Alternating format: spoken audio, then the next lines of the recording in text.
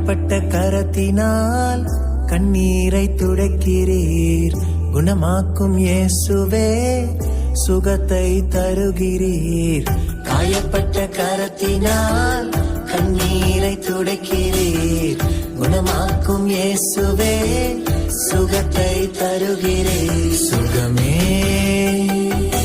சுகமே சுகமே சுகமே சுகமே சுகமே சுகமே